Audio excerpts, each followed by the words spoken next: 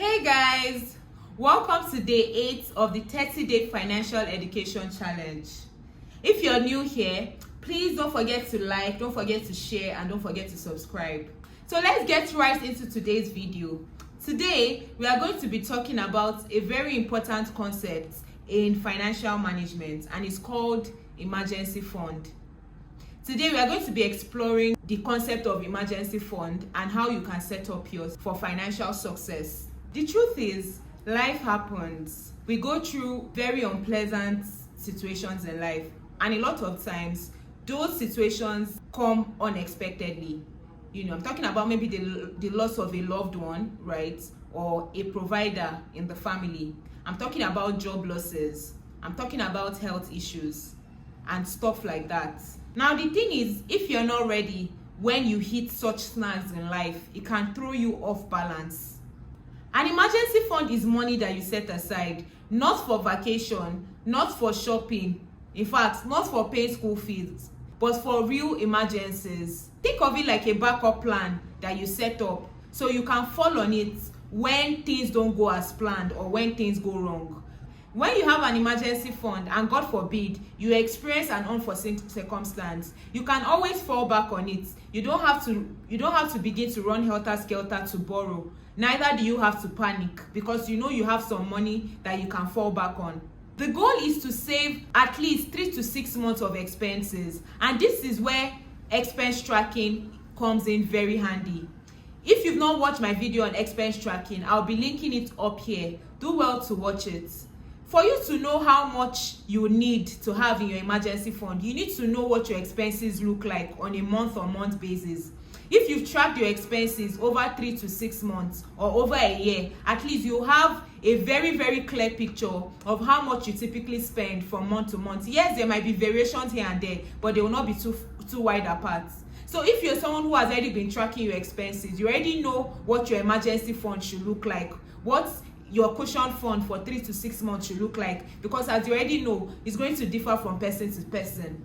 Of course, if you don't already have an emergency fund, you can start wherever you are. As a matter of fact, I also just started building my own emergency fund this year, and I started really small. I don't even have up to 3 to 6 months of expenses saved up. God forbid that I actually run into a situation where I need, to fall on my emergency funds. God knows that I'm just going to fall on him, because I don't even have any emergency fund to fall on. But anyway, that's on a lighter note. You can always start wherever you are. You don't need a very large lump sum. What you need is consistency, right? So how can you make it happen? How can you start building your own emergency fund? One, you have to open a separate account for this, right? An account that is not the account that you use for your regular day-to-day expenses. You want to be able to set this account apart. If you want to use a traditional bank, go as far as not getting an ATM. Don't get an ATM for that account. Do not get an ATM for that account or to that account. And as much as possible, don't even download the mobile app if you can do that. However, for me, I don't use a traditional bank account. I use a fintech app, right?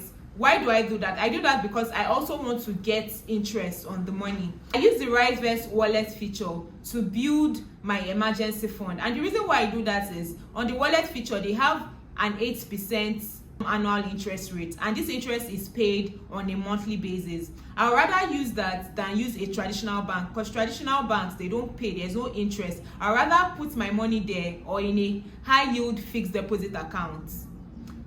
So anyone you decide to do, just make sure you are putting it in a place where getting funds out of there is not easily accessible. The second thing you also need to do is to automate your savings. So if you're doing it with a traditional bank, right, you can set up an instruction, a direct debit instruction, whereby you instruct your bank to take out a certain portion or a certain amount on a daily basis and pay to this account that you're setting up for your emergency fund, right? Of course, if you are using a fintech app as well, on the fintech app, you can also set up a direct debit instruction as well. You can automate your savings on the fintech app. All you have to do is just link your account or link your ATM card to the fintech app, and then they will take out the money on a day and a time that you choose. And lastly, I can't overemphasize this. Please avoid touching this money except it is actually an emergency, except there's actually a real need for it. Avoid touching the money. So guys, just to wrap it up, when you have an emergency fund, to a certain level, it gives you peace of mind. It puts your mind at rest because you know you have a cushion that you can fall back on if need be. So guys, over to you. Do you have an emergency fund? If you do, I'll be looking forward to reading your comments in the comment section. If you don't, but you would like to set up one, drop a comment in the comment section as well. I'll be looking forward to reading it. Alright guys, thank you so much for watching this video. I hope you enjoyed it. Please subscribe so that you can get more financial tips from me, as I'm on a 30-day financial education challenge, and every day I drop tips that can help you build wealth. Thank you so much guys. I'll see you in my next video. Bye.